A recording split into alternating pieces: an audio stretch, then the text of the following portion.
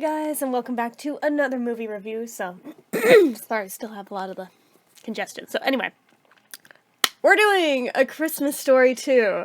No, I do not mean the one that just came out a year or so back. No. There is one from 2012 that literally no one talks about freaking ever. I didn't even know this thing existed till like maybe a week ago. My mom didn't know it existed, and the original is like her favorite holiday movie of all time. Seemingly. So, yeah, I'm kind of shocked.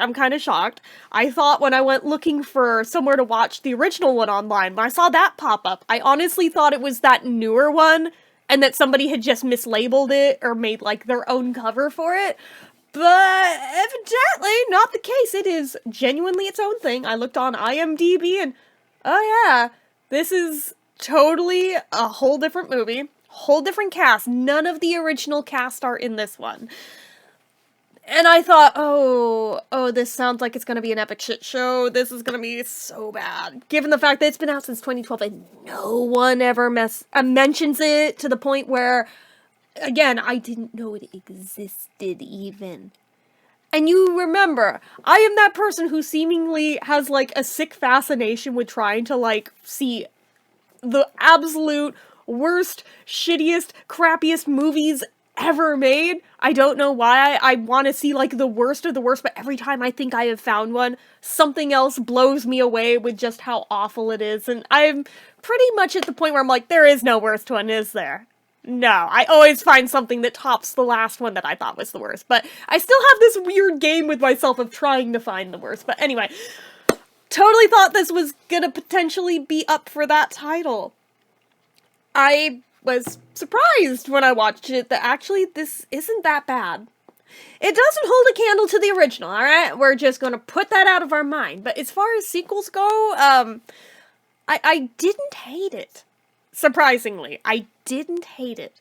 So, one thing I will say, for a movie made in 2012, that is seemingly trying to replicate a style of the original that was made in the 80s but set in the 50s, this thing looks like it was genuinely made in like the late 90s, late 80s or early 90s.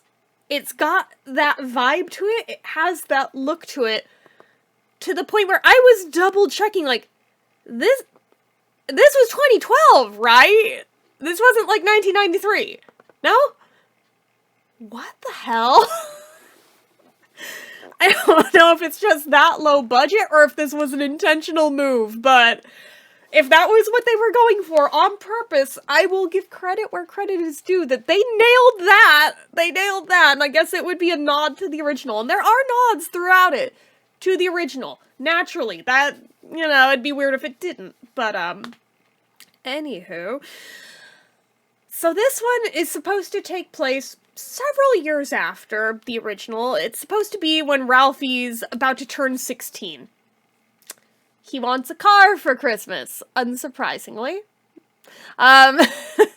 So, you know, it comes with the territory of being that age. He doesn't think he realistically stands a chance, but his dad, ever the cheapskate, is already looking to replace the family car. And he's like, well, what if we had maybe a second car? Maybe Mom could learn to drive. And he's trying to spin it that way, but obviously he's getting nowhere with it, because of course not, his dad's a cheapskate. But, anywho. The original car they look at, they're trying to, like, sucker the guy down in price.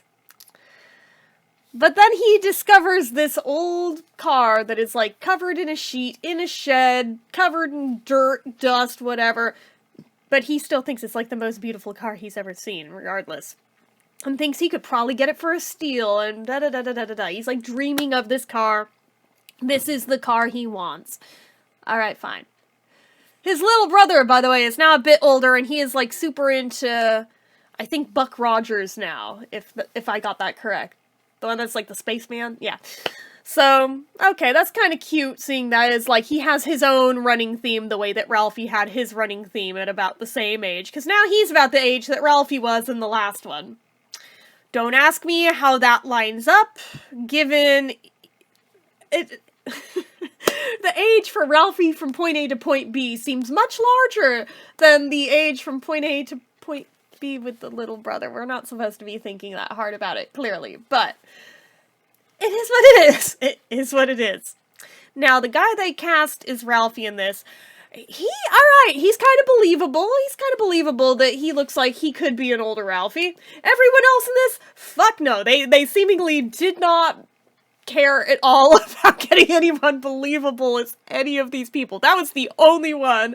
But, you know, that's the important one, so I guess that's what matters. But regardless, the dad is, like, going all cheapskate on everything under the sun, from that car to replacing the furnace that is still acting up same as it ever was, and has only gotten worse with time, down to finding out that for Christmas dinner, the turkey is, like, something like 40 cents a pound. How dare you? We're not doing that. I will go ice fishing for our Christmas dinner. Oh my god, yeah, like, it goes on and on and on with the stuff that he is cheaping out with.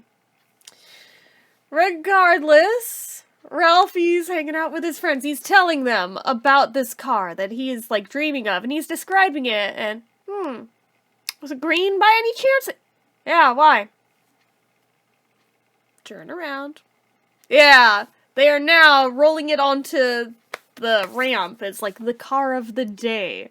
And he's just like, oh shit, that thing's gonna sell. I have no chance at this. What do I do now? He just wants to sit in it. He just wants to see what it's like on the inside. So before the guy comes out, he goes and sits in it. Which was his fatal flaw here. Because as he's doing that, the guy who runs the car lot starts to walk out with something he wants to show this car to. And Ralphie's panicking, and in his panic, the edge of his pants gets stuck on, I think it's the stick shift? I think? I don't drive, I don't know car parts, I think it's a stick shift is what it got stuck on. Watch the movie if you want to know that bad. Regardless, it got stuck on something in the car that sticks up like a handle. I think it's a stick shift. So, either that, or maybe a parking brake, maybe? I feel like it's a stick shift, but regardless, pant got stuck on it, like literally impaled through it. He is freaking out, both trying to duck down and not be seen, but also get his pant leg free. In his struggle to get it free, he kind of took it out of park, and it goes rolling backwards off of the ramp and across the street through traffic. Somehow manages to not get hit by anybody, but it even, like, runs into a wall. But just, like, taps it. And he's thinking, I don't know how I lucked out that hard, but alright, great, fabulous, wonderful. I can walk away from this. A little embarrassed, because his pants are now off, but I can walk away from this. It's fine, no harm, no foul. It was my first test drive, and no sooner has he said that, a cable above breaks, and a life-size decoration of a reindeer comes falling down and crashes through the convertible roof. Womp womp. So now he is on the hook for $85. $85 in 50s money, mind you. That he has to come up with by Christmas Eve, or this guy's calling the cops. Rightfully so. And he's just like, how am I going to come up with that kind of money? Oh my god. Oh my god. He's telling his friends they're trying to, like, scheme something together, and they all pretty much decide, I have to tell Dad. I have to tell him. I have to try and tap out, ask him for help. Yeah, you know, with him being cheapskate, that did not go so well. That does not go so well. He is not willing to help him at all. Sounds like my dad. And it's just like, yeah, no. You'll figure out a way. Be resourceful. You'll find a way. Oh, joy. So he figures, cool. And I need to get a job, apparently. And just hope like hell if I work 12-hour days, and maybe if I can get my friends jobs and they work 12-hour days, maybe we can scrape this together, maybe, huh? Yeah, day one, like, they actually get hired at Higbee's, which if you remember from the original, it's where the famous Santa scene happened at, so we are returning to the scene of the crime. Now he's going to go work there. Temporary help, holiday help, that's okay, but they start him out in the Christmas wrapping station. The chick who works there and runs that station pretty much show them how to do it once. pieces out, fucks off, goes to get drunk in the stairwell. She's like, ha, peace on earth than me. And leaves them to their own vices to try to figure out how to even do this. Yeah, it does not go so well, because anyone who's ever worked retail knows exactly what happens, especially with that part of the store. It does not end well. It does not end well. No. No. So day one, they are not only somehow not fired, just because they're being gracious there, but they are now $12 negative in the hole to make up for damages incurred. Because between that and trying to, like, move them to different departments, seeing if that would work better, they broke a mannequin, they broke all kinds of other stuff. Yeah, it did not go well. So they go back. They try again. They put them in the room where all you have to do is stamp these papers, put the yellow ones in this box here, put the pink ones in a tube, off through, I guess it's one of those old school, like, vacuum systems where you put it in the thing and go, whoop, and off to wherever it's going, I guess. Before my time, guess it was a 50s thing. I don't know what it's called, though. But regardless, okay, it seems easy enough. And they're doing fine. Until a green one comes through, and what do we do with that? And, hold on, I'm about to have a coughing fit, hold on. Okay, sorry about that. Anyway, so, yeah, I don't remember if they actually showed what happened with the green one, or if it was just implied, but regardless, remember the kid that stuck his tongue to the flagpole and got stuck in the original? Nod back to the original, he could not resist. History had to repeat itself. He had to stick his tongue in the frickin' vacuum tube. And got stuck.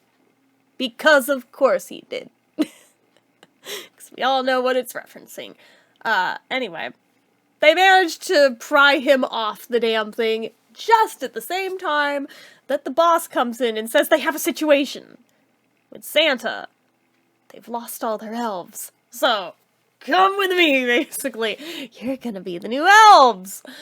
Oh, joy. And this Santa, I swear, I did have to check the cast listing on this, because I thought maybe the guy who played the gruff-ass Santa in this one was the guy who played the dad in the original. It wasn't. It wasn't, but I wouldn't have been at all surprised had it turned out to be him, because it seemed pretty similar, voice sounded similar, kind of similar attitude. I thought, oh, is this an Easter egg? No, it's not, but totally different guy, but easily could be mistaken for. But regardless, yeah, this guy is fucking awful, and he is, like, basically insulting every freaking kid that sits on his lap.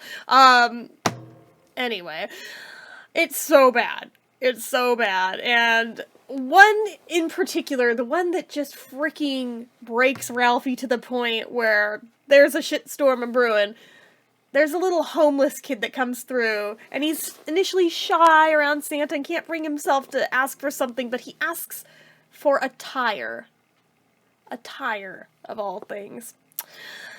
Yeah, and he's like, why? What do you need a tire for, crazy kid? Get him out of here. And this is around the moment Ralphie realizes what's happening, and he knows this is wrong. And he decides to make a stand and says to the rest of the kids in line that have been there for hours, you know what? Go home. This Santa isn't worth your time, basically. And has, like, his whole diatribe here. Which would be great, except for the fact that his two idiot friends start fighting around this point, like full-on fist-fight brawl with each other, straight down to grabbing giant candy cane decorations, like sword fighting with them and crap till they, like, knock each other and Ralphie out. And of course, the disgruntled Santa is here for it. He is here for the drama. He is here for the fight. And also, unsurprisingly, yeah, the three of them get fired. Who could have ever seen it coming? I don't know, but regardless. Yeah, now Ralphie's like, I'm so screwed. I am so screwed. What the hell am I supposed to do now? What am I gonna do now? So, anyway, 1 second. Okay, where did I leave off? I don't even remember anymore. It took too long of a break. I think I left off around, they all got fired. Ralphie's realizing he is absolutely screwed. What is he supposed to do now? goes out ice fishing with his dad and everything, and his dad is about to ask him, how was your day? How was your day at work?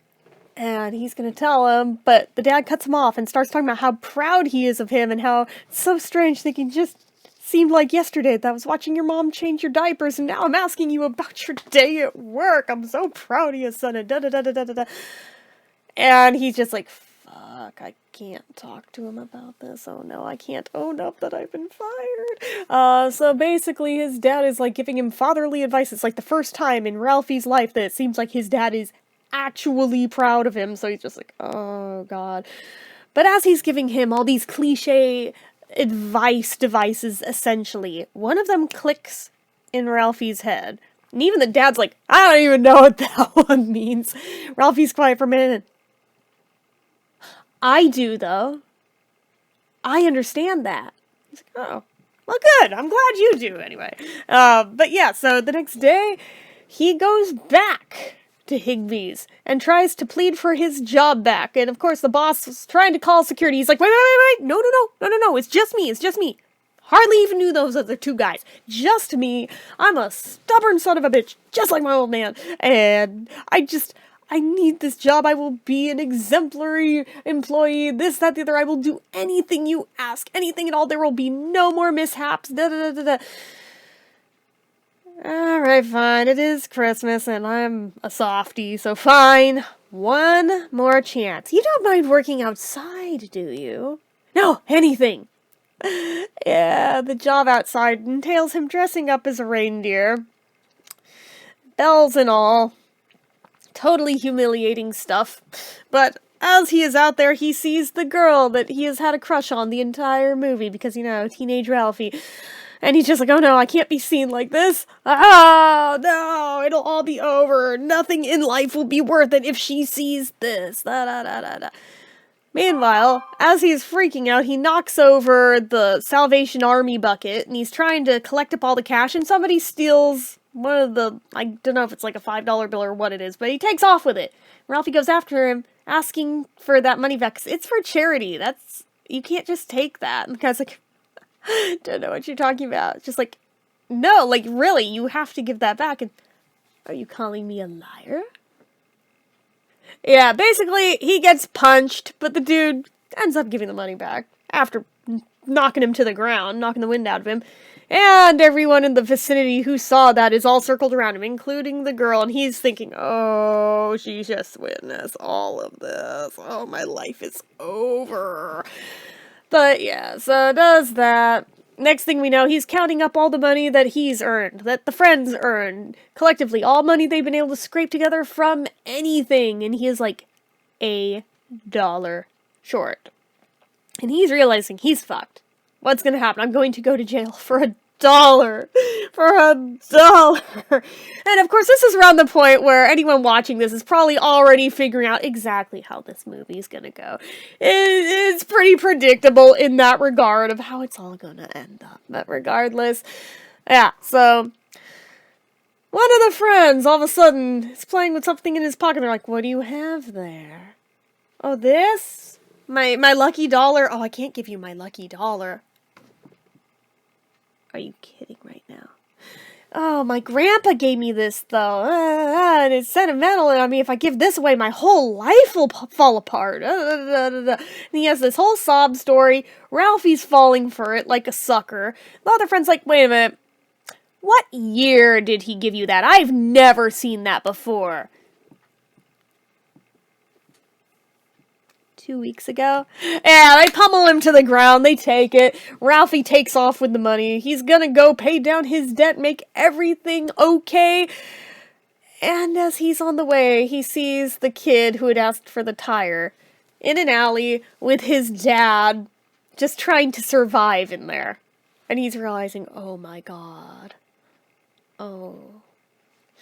So, he chooses to do the right thing. And he goes down there, and everybody's assuming he's just going to give the whole amount of money to him, right? But no, that's not quite what happens. He takes the kid's family. It's not just the dad either. He has a whole family. to the same Chinese restaurant that we see in the first film, treats them all to dinner. He thought he was just gonna get them something yeah, no, this turned into a whole thing, but again, he wanted to do the right thing, and it's commendable, so he does that. And on the way out, guess what he sees in an old thrift store? Take a guess. Take a guess. Just, cherry on top of nods to the original film. Just a guess of something tacky that you think you might see in a thrift store. Give you one guess. Yes. It's the fucking leg lamp. It's the leg lamp. So he buys it for his dad for Christmas. Because of course he does. And of course now you're thinking, so what's he gonna do about his freaking debt? What the fuck? What the fuck? He goes down, he meets the guy and everything. This is after Christmas dinner, or Christmas Eve dinner, I'm not sure which. I think it's Christmas Eve dinner, where the dad is defeated at this point. He has not caught one fish out of his ice fishing escapade. But in the last moments, the mom comes out with a full fish dinner that she bought with money that she has scrounged together from doing laundry and little bits of change here and there that she's picked up that people forgot in pockets. Yeah, never told the dad what she did, but it's all good. Everything ended up good there. But yeah, so he goes, he meets the guy at the car lot, explains everything, shows him how much he was able to scrape together, tells him how much that he's short by, but explains why he's short that much money. He had it, but that he did this for this homeless family, and he's just like, you're a weird kid. It's over. And as he's stamping a thing, he's like, wait, no, don't call the cops, don't call the cops. You see the stamp, it says paid. He's like, really? He's like, I told you perseverance will get you everywhere. And you learned a lesson here. We're good. I sold that car anyway. I made a killing on it. You're good. We'll call it even. We'll call it even. You're fine. Now go home. Have a good Christmas with your family. He's just like, I'm not going to jail. Oh my god. So he goes home and everything. And he goes to bed. Wakes up Christmas morning. They do the whole Christmas thing. There's a whole nod to the bunny slippers thing. Except this time it's a sailor suit. And this time it's not for Ralphie. It is for the younger brother this time. It's his turn to be embarrassed. Anyway, so there's like a whole long involved thing with how he gets the dad to find the leg lamp. And he just thinks it's like the greatest gift he could have ever received. The mom, of course, is visibly horrified, but that's okay. And he's like, we should take a picture. We should take a picture with it. Actually, everybody get in front of the tree. Let's take a picture. Ralphie, getting closer to your mother. Closer, closer still. Closer still, Ralphie. And he's like basically behind her at this point, running into the tree. And it's not till he turns and realizes he bumped into the tree that he sees a set of car keys on the tree with his name on them. And just the look on his face of realizing what has just happened. That's the photo they get on film. And he runs outside, and of course, it is the convertible car, now with the roof completely restored and fixed. Da-da-da-da-da. He bought the car for him. He bought the car for him. Granted, he's not quite 16 yet, so he has to wait till he turns 16 to be able to drive it, but still. And as he is out there and everything, marveling the car, the girl that he likes comes up. It's just like, I just want you to know, I saw that whole thing that happened outside of Higbee's, and oh no, you did it. I did. And actually, that took a lot of guts to do that. Not just anyone would have done that. That meant a lot to me.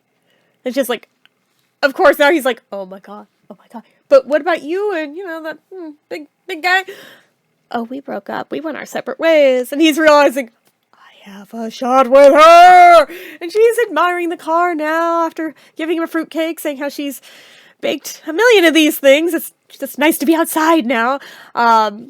Eat it, use it as a paperweight, whatever you want. It's all good. But is this your car? It's a gorgeous car. Yeah, it's a pretty good Christmas present, isn't it? Mm-hmm.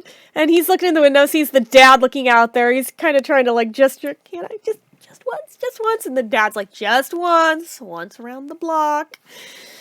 And that's how the movie ends, is him driving around with the girl in the car. I'm sure I probably missed some points, but that's the gist of A Christmas Story 2. I actually thought it was cute. I did find it cute. It does have a charm to it. It doesn't live up to the original. I will be the first to admit that. But there is something lovable about it and endearing. And it didn't suck as bad as I thought it was going to. I honestly thought this was going to be unwatchably bad for just how unknown this film seems to be. But actually, I mean, I don't know that it's necessarily worth going out of your way on purpose for, unless this sounds interesting to you, in which case it's not a horrible watch. I mean, give it a watch just once even. Like, it's fine. But, I mean, it's not great either, but it's fine. It's better than mediocre, which is what I was figuring best case scenario it would be. I mean, I'd give it, like, anywhere between, like, a 3.5 to a 4 stars out of 5. Like, honestly, it wasn't bad. It wasn't bad, which is still absolutely mind-blowing to me, because I was expecting this to be awful. So, I guess I'm glad I went in with low expectations rather than high, since it set the bar low for what I was expecting going in. Versus what I got, which, alright, actually, it was alright. It was alright. Again, not the greatest piece of cinema ever. It was probably straight to video, or straight to cable, one or the other. But it wasn't bad. It wasn't bad. And for that, I am happy that it didn't totally suck.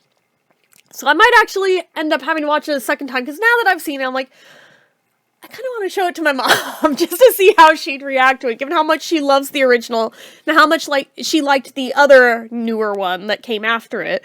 I think she might like this too. So, anyway, those are my thoughts on it. That is A Christmas Story too. So, anyway, that is it. So, you know what to do. If you like this video, go ahead and give it a like. If you're not already and you'd like to be, click subscribe, hit that notification bell icon so you never miss an upload, leave comments down below. Make sure you're following my social media accounts, my Facebook fan page, my Twitter, my Instagram, my eBay, my Reddits, everything and more. It's all down below. And if you like what I do here on this channel and you'd like to help support it, the donation link, as always, is down in the description.